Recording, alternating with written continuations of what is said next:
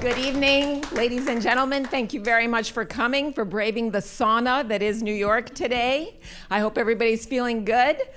We have a big treat for you tonight.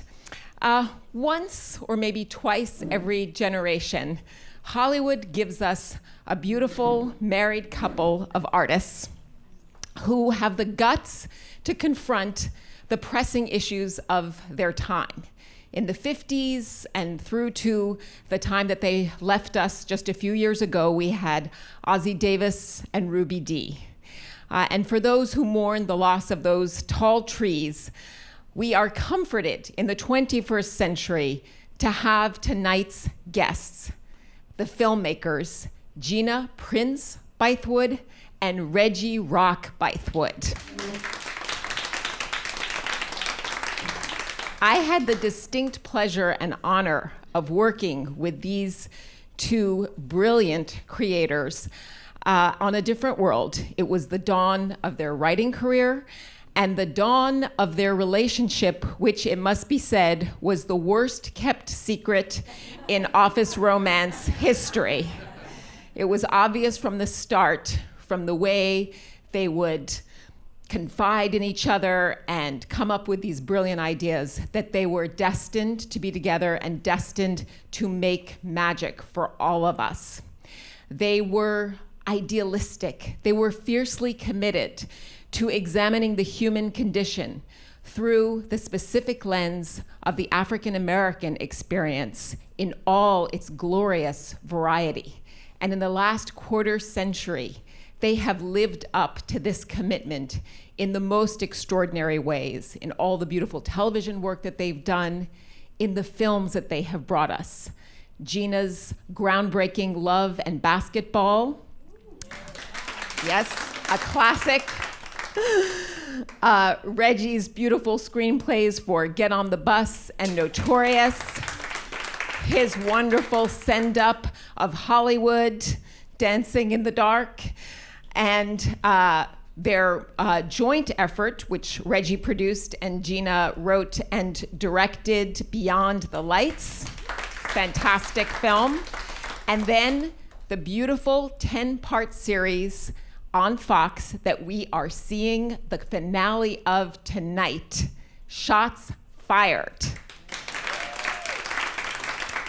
So I don't know if you've been reading the trades, but they're saying, oh, it's canceled. It wasn't canceled. It was only supposed to be 10 parts. It was supposed to have a beginning, a middle, and an end.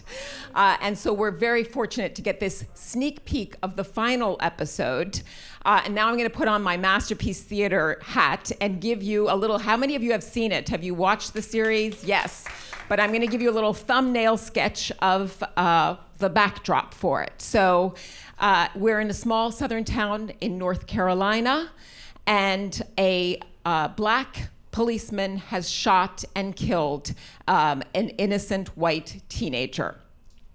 A special prosecutor, the dashing and Ivy-educated Preston Terry, has been brought in with this sexy and brilliant investigator, Ash Aquino, and this dynamic duo discover not only that there has been also another murder that is unsolved of a young black teenager, but also a police department that is more corrupt than anything Fort Apache in the Bronx could ever have conceived of. It's so corrupt that there is even a program called the Auxiliary Deputies, which is a program whereby wealthy white donors to the Democratic governor's coffers are allowed to go on tours of the black neighborhoods, armed and dangerous.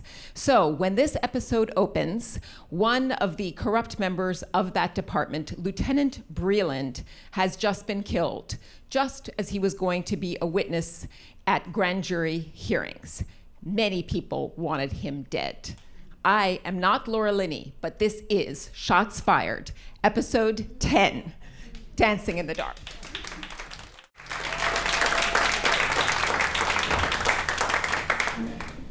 I think we all need a moment to just breathe.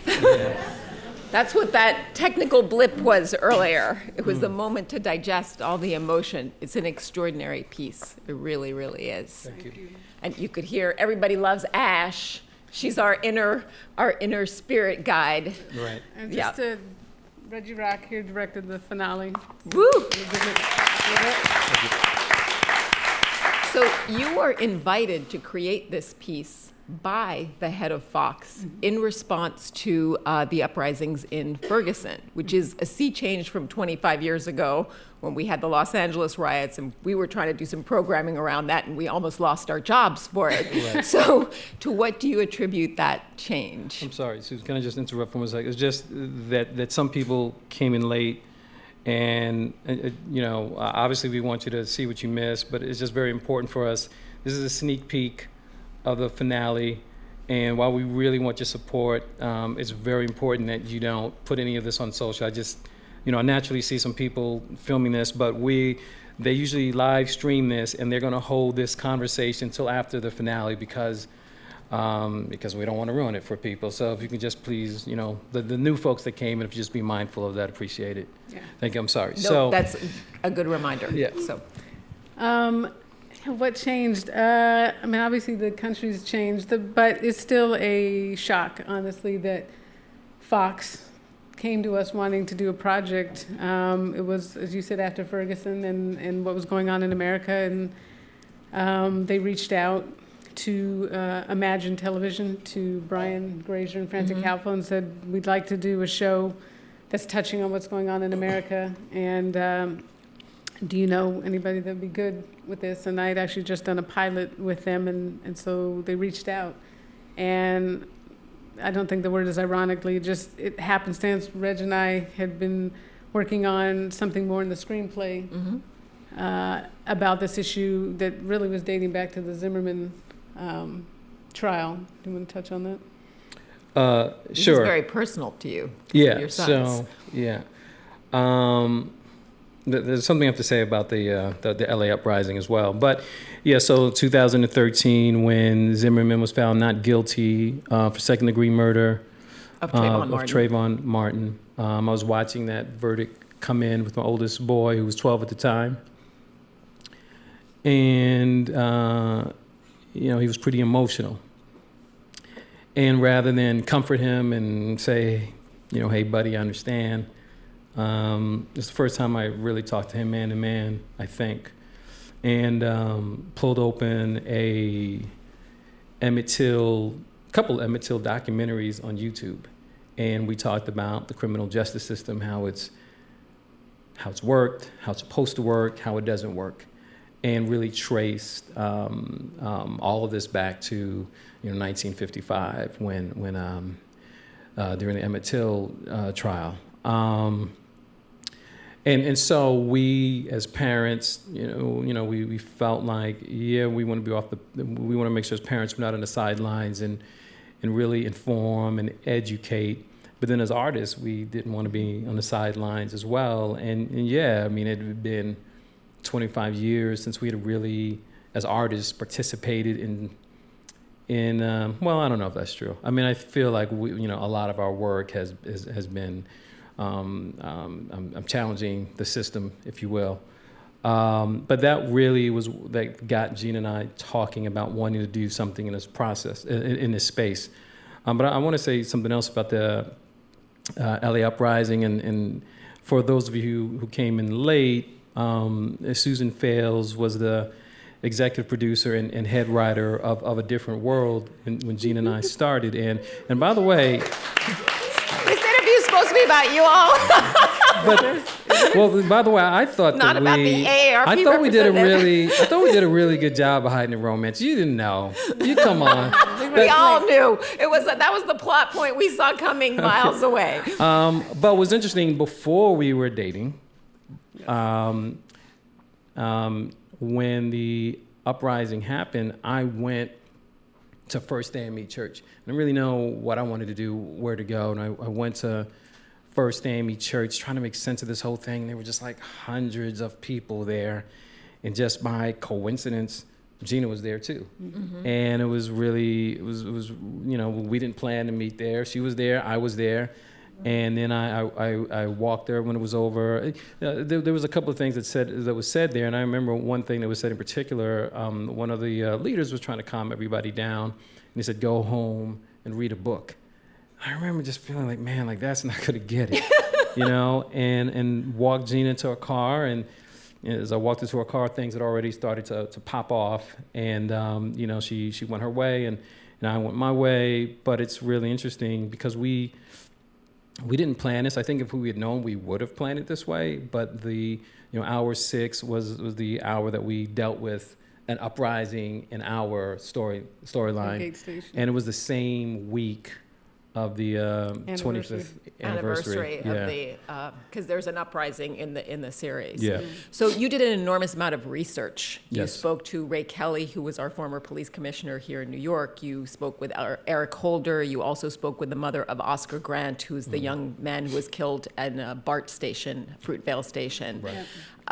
At what point in the process did you do that? Was it during the writing and creation of it, or just in pre-production? And what did you glean from each person that you spoke with? Well, that came after we wrote the pilot and got our pickup. Okay. We were very fortunate to go straight to series, and that doesn't always happen. That does not happen ever. It's miraculous. But for Reggie and I, it was so important. Research is such an integral part of the process, and especially a subject like this, it's so important to be authentic and to get it right, because we're dealing with a real subject that affects us all personally. So we did something called Shots Fired University, and that was a series of speakers, documentaries that we watched with the whole writing staff, and it was a great way, one, to bond everybody, and two, around the mission, but again, to hear from all different sides of this issue, because for us it was important to tell the story and give everybody a view from every seat in the house. Yeah, and certainly, certainly all of our speakers, as you mentioned, former Attorney General Eric Holder, and who's on one side and really did something, I guess, forward thinking, but you feel like it should have been done all along, which is he really started to look at police departments across the country and look at their pattern and practice. And we also spoke with Ray Kelly, who is a big proponent of stop and frisk. So it did have, we did have a lot of points of view, but also in Shots Fired University, Wanda Johnson came in and told us a story of her son being killed, and that whole process, the whole process of going through trial and everything, and it was informative, but it was also gave us an emotional mission statement, which was to challenge perspectives, create dialogue, and hopefully inspire people to get involved from in whatever way they would like. And Ray Kelly had a big impact on you too, it seems, in terms of not so much on you. No, Didn't he challenge you to really look at it from different points of view as well? Well, it's important to hear different points of view. Doesn't mean we agree with the points of view. I certainly don't agree with stop and frisk, but what we did glean from him was some personal stuff that we were able to give to Sheriff Platt, because to the point, I think the best writing is we, I think, all agree, is it's too easy to write somebody as just all bad or all good, and so to give a character layers. So it was more about that. All the characters are extremely layered, including Breland, the one who was killed before this episode.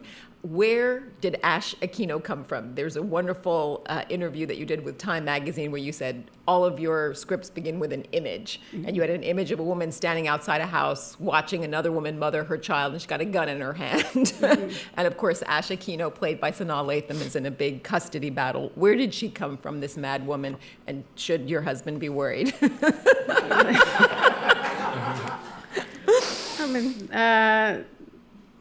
Ash, I guess she came out of, we part of the process, as we said, was research, and there was an incredible woman that we met, Francesca Citrone, who has the exact job that Ash has, who started in the DA, who worked the cartels, Latina woman who dealt with incredible sexism, racism, and suffered from PTSD, and just things that we had never seen in a female character, but it absolutely happens to females in law enforcement. Not only are you dealing with the stress of the job, but you have to deal with, this other woman we talked with, Cheryl Dorsey, 20-year vet of the LAPD. She, for her rookie year, for the entire year, she had a white male supervisor in the car. He did not speak to her for an entire year, and he was trying to force her out. So to deal with that, how do you deal with that? What does that do to your psyche when the people, your family, so to speak, is rejecting you on that kind of level? So Ash, kind of came out of some great research and. Yeah, I mean, and I think one of the, very profound things that Francesca gave us is, Francesca has a point of view based on everything that she's seen, and she's seen a lot of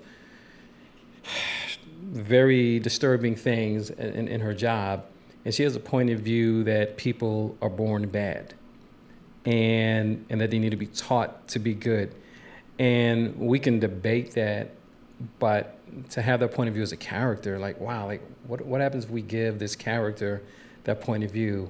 And that's why Shakespearean. But also, if you think, and she would say, we have to be taught to share. We have to be taught not to hit, taught not to bite, taught to, all these things that we're taught to do to be good. It was kind of fascinating to hear from her. And, I hadn't seen 10 in a while, and it was also just knowing where all of our research came from. It was, it feels good to have Preston say, you are good. Yes. But I think that was, one of the things that she struggled with, and, the fact that, we were allowed to, make her flawed, was actually a lot of, fun in many ways. She's a fantastic character, and we don't get to see women like that who are sexy and strong and smart and vulnerable all at once. Yeah. So, but that's also one of your big trademarks in your work. You had some very emotional days of shooting, including one we were filming the day after Philando Castile was killed in Minnesota. What were some of the hardest scenes to shoot? What were some of the hardest days in this process, which must have been emotional throughout? Well, you were on set during that time, so maybe you want to. The Philando Castile, that was big, and we were. It was July. We were. No, you were shooting there too.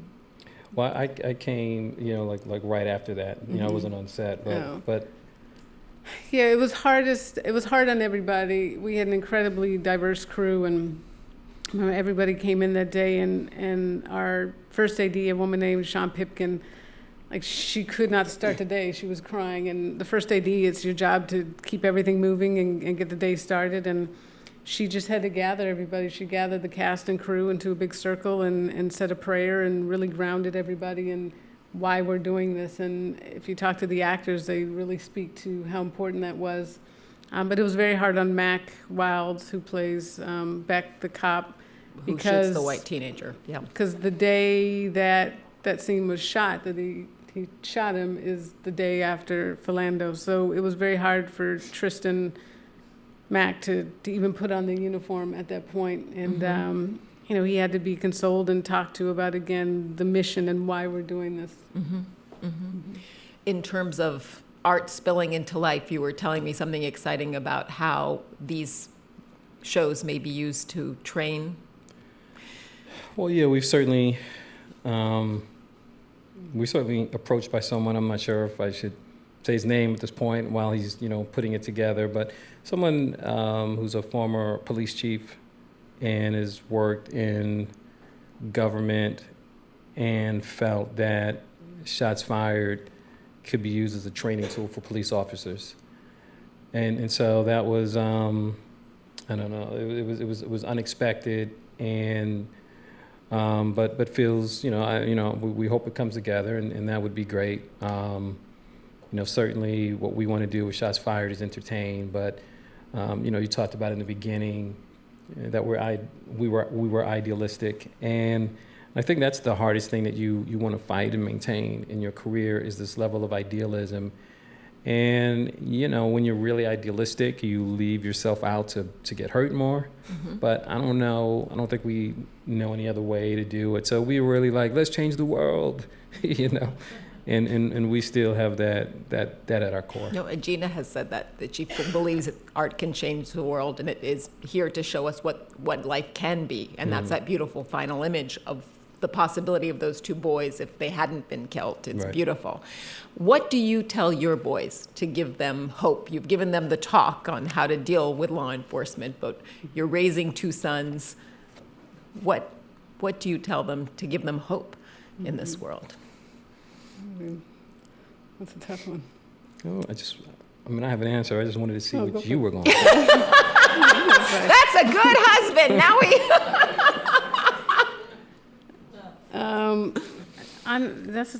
That's a tough one. I mean, I think we both come at it, with the same goal. I mean, I think what's most important to us is that we're raising boys who feel like they are a part of this world, that they have a cause bigger than themselves, that they should grow up to have an impact on the world. And that starts with education and empathy and understanding the truth about the world, which is why Reg, didn't console them, but showed them the documentary.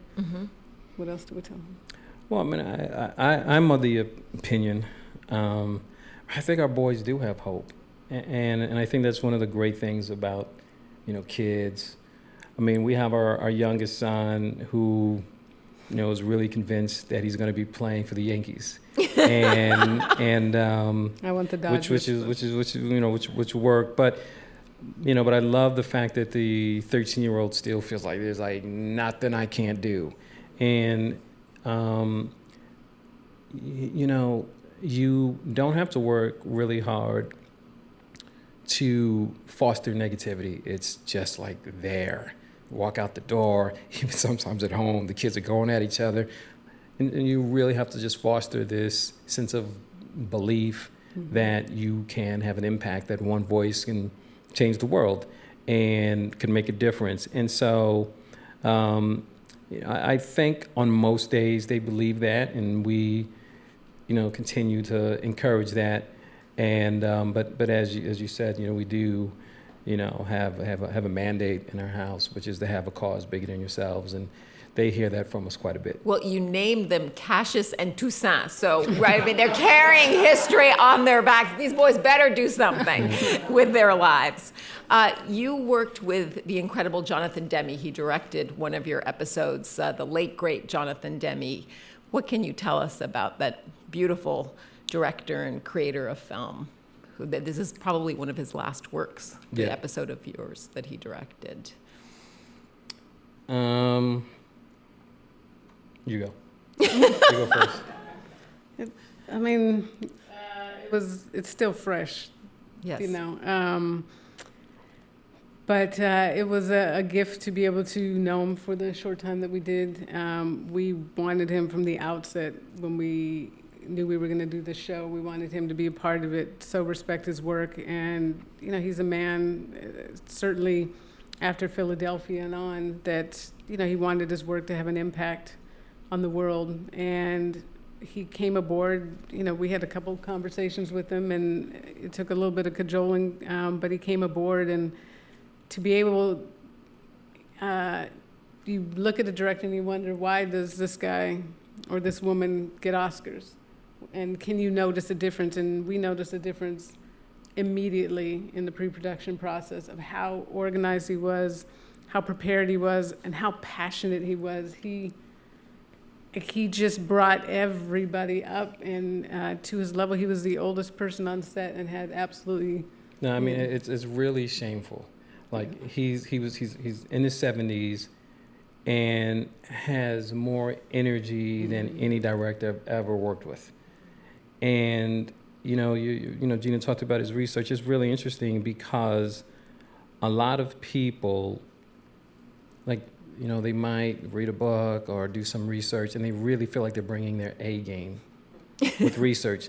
This dude was like a monster with the research. I mean, first of all, we had tons. If any director wanted research, we could here you go. And so we said, here you go. That'll keep him busy. And we were like, let's keep him busy till we finish the script. But he continued to he even brought his own research to the process. And so just his level of passion and just his A game. And we continued to talk afterwards. I talked to him 2 weeks before he passed away. And he was just so passionate. And I think just leaving it all out there, and that's kind of what I take away from it, away from working with him. He's, Gina and I also talked to him. One time we called him and he was working on a documentary. Standing Rock. Yeah, in Standing Rock, and it was the day that at that time the government had decided not to go forward with the pipeline. And it was just like he was so overjoyed that he documented that and was a part of that history. And he said, guys, I have an editor in the other room, and we're mixing, we're doing sound, and and in a motel room. Yeah, it was just and he just followed his passion. So it was a very, very great life lesson, and Seizing the day. Yeah. So what collaboration can we see from you two next? Or are you going in different directions before coming back together? Yeah, we gotta split it up a little bit. Does he Get a breathing little distance. Okay. Stop fighting over scripts.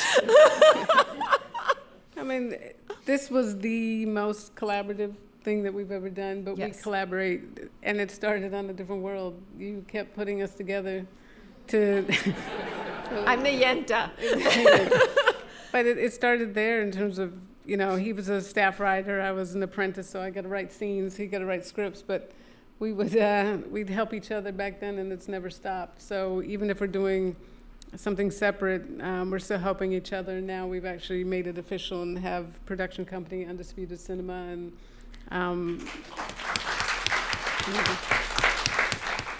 so, but honestly, we've got this finale next Wednesday. We want to go out swinging, and again, I love how it ends, and Reg did an incredible job directing and co-writing this finale, and we're just excited to put it in the world and see what conversation comes. We're all excited. And so don't tweet about it, but do tell your friends to watch. Yes. Now I want to open the floor for questions for anyone who might have. There's a mic. Bueller? We've stunned people into silence. It's having to walk up to I a think mic that we could probably hear them, but I don't know. Maybe it's a technical. Yes. If you don't have to if you don't want to. All right, well, thank you so much. Look at that. All right, look at that. Thank you. Is it working? Oh, okay, here we go. I'm a huge fan of your work, so this is such a privilege and a gift, and so thank you for doing this and allowing us to be here. You mentioned energy when you're talking about Jonathan Demme. I'm a writer, and I have a day job, like most artists do. And also, we live in Trump's America, and it's a very tiring experience sometimes. So I was wondering how you replenish your energy to continue to be idealistic and to create the work that you do. It's a great question. Okay. No, I'm saying because like, how do I do the condensed version? So here's the deal. There's a 12-hour tape. Yeah. Well, that's part of the reason for having a cause bigger than yourself. Honestly, what you do is it's too hard. It's too hard to do it for the money. It's too hard to do for us. Some people are driven by that, and there's nothing wrong with the money, but the reason for having a cause bigger than yourself is because when you're tired, then you can tap into that well and get in front of the computer or fight that other fight. Or when you go into a room and they say no, you find the yes. That's the reason for having a cause bigger than yourself. So it's the cause bigger than yourself that replenishes you. That was short. That was good. The boys would be happy. I'm seeing the 12-part series.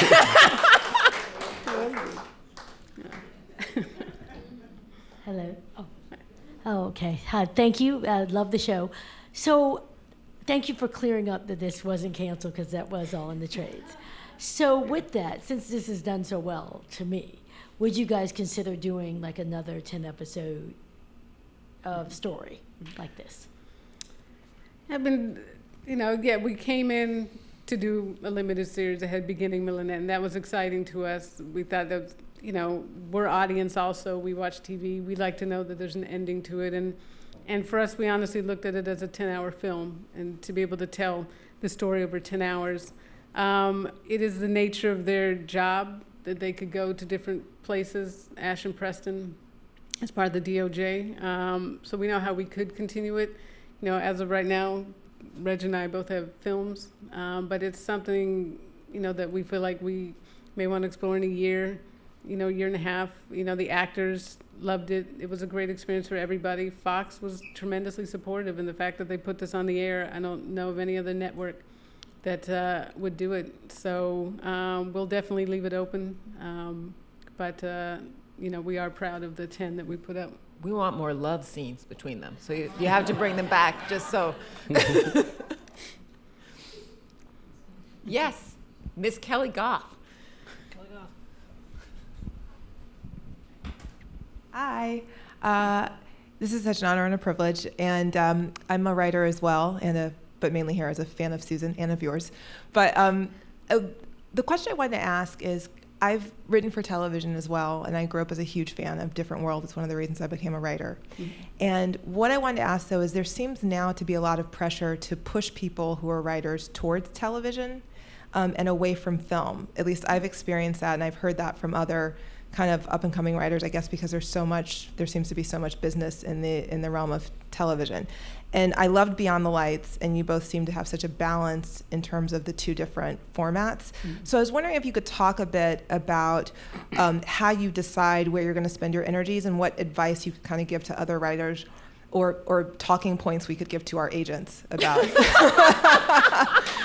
what we really want to be doing and, where there are our audiences. If that makes sense. Mm-hmm. Well, all right. Well, first of all, let me just say a couple of things about TV. That is a little different for me. For me, at least when we started on A Different World, which it was like that time it was NBC, CBS, ABC, and Fox was new, and like that was it. And on one level, TV's so great now. I mean, I believe you missed this, but. Anyway, we had initially intended to do a screenplay in the subject matter, which would have been 90 minutes, 2 hours. And we had 10 hours to deal with the subject matter. So on that level, and when it came down to it, it was like, all right, well, G, you go do this. I'm going to go do the screenplay. And then it was wow, this is a bigger opportunity. So on some level, there are some things that you can do in TV that might be more interesting to explore in that space. But that being said, we also really like film and has different opportunities. And I think that I think one thing that's really interesting, one of the things that we keep fighting for when we also started in A Different World, it was really you're a comedy writer. Mm-hmm. It was almost like you got to be a Blood or Crip. You had to choose. You're a comedy writer, you're a dramatic writer, you're a screenwriter, and I feel like that's changed. But I can't come after that one. Yeah.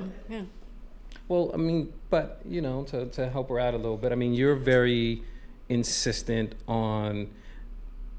It's not like you want to, you obviously want to do features. TV is everything Reg said. The fact that we got to tell the story for 10 hours was a phenomenal opportunity.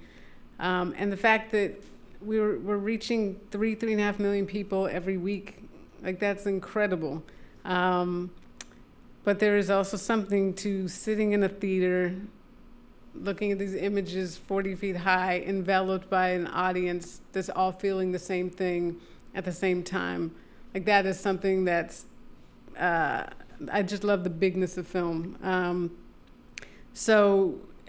TV and television, I don't see, at least for us, I don't see us being pushed in one direction or the other. It was just this opportunity came because both of us were actually working on screenplays and not thinking about going back to television. But again, this was a great opportunity. I think the hardest thing about TV is, and now that we know you were 29, right? 28, running a top 5 show in the country. In TV, you have to do everything at the same time: write, direct, produce, edit. And it's almost like, how can you do your best work when you're doing all of that? As opposed to a screenplay, you write it, then you shoot it, then you edit it. So that was something hard, but as Reg said about that cause bigger than yourself, there were not a couple times, there were times where we had all-nighters and we're looking at each other and it's just Reg and I alone in this big empty office and we're looking at each other like, how is this happening? But then you remember why we're doing it and, makes it worth it. But part of her question too was about how you manage your agents and your agents' expectations, because I'm sure you were often asked, you were on Felicity, both of you have been on top shows, and you could have gone that route. So how did you stay the course in terms of being true to film? Well, your agents work for you. So be clear of what your vision is for your career, and it's their job to help you manipulate the industry to do what you want to do. I think the other thing that helps too is that we write a lot of specs. Yeah. So for example, like nobody hired Gina to write Beyond the Lights. You wanted to do a movie, you didn't pitch it actually, you just wrote it. And then once we had that, then we shopped it. Mm-hmm. So a lot of it is also just the ability and the power you have to as a writer, to just put pen to paper, Yeah. Power of the pen.